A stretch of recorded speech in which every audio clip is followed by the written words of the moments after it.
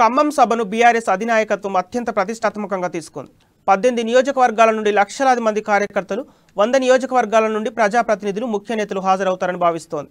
భారీగా వాహనాలు ఖమ్మం వైపు రానుండగా పార్కింగ్ వ్యవస్థలో లోటుపాట్లు తలెత్తకుండా పోలీస్ శాఖ ప్రత్యేక కార్యాచరణ చేపట్టనున్నారు.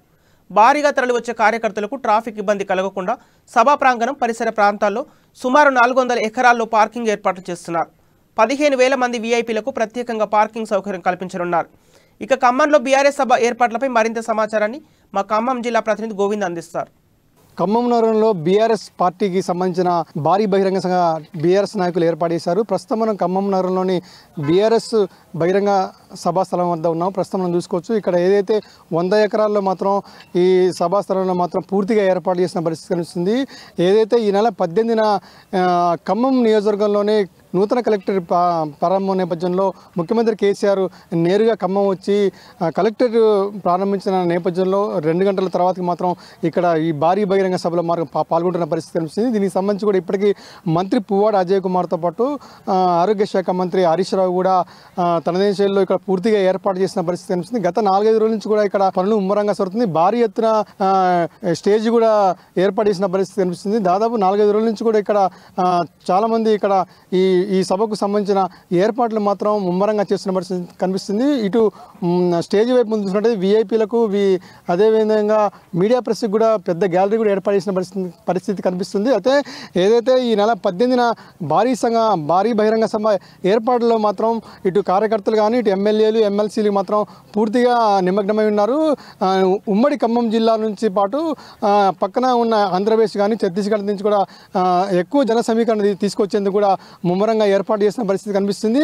జిల్లా ఇన్ఛార్జీలుగా ఉన్న నాయకులు మాత్రం అందరూ ఈ నెల 18న బీఆర్ఎస్ పార్టీకి సంబంధించిన బహిరంగ సభను సక్సెస్ చేసేందుకు కూడా పూర్తిగా ఏర్పాటు చేసిన పరిస్థితి కనిపిస్తపోవచ్చు.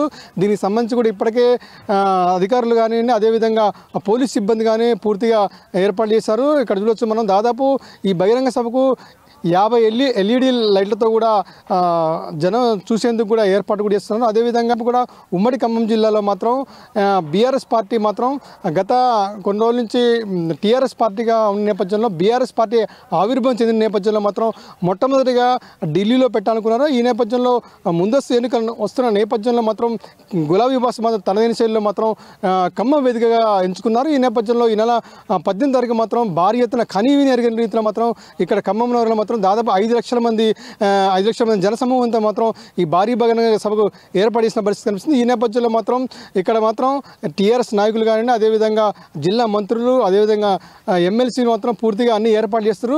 ప్రధానంగా చూసుకుంటే ఏదైతే ఈ ఖమ్మం నగరానికి ఈ భారీ బహిరంగ సంబంధించిన మాత్రం ఇటు ఖమ్మం చుట్టుపక్కల ఉన్న గ్రామాల నుండి అదేవిధంగా జిల్లా నుంచి వచ్చే కార్యకర్తలకు మాత్రం వచ్చేందుకు కూడా ఎటువంటి ఇబ్బంది తెలియకుండా పూర్తిగా ఏర్పాటు చేసిన పరిస్థితి. అయితే ఈ మీటింగ్ ద్వారా మాత్రం కేసీఆర్ తనదైన శైలిలో మొట్టమొదటిసారిగా బీఆర్ఎస్ ఏర్పడిన తర్వాత మాత్రం ఖమ్మం నగరంలోనే ఈ భారీ బహిరంగ సభ ఏర్పాటు చేశారు.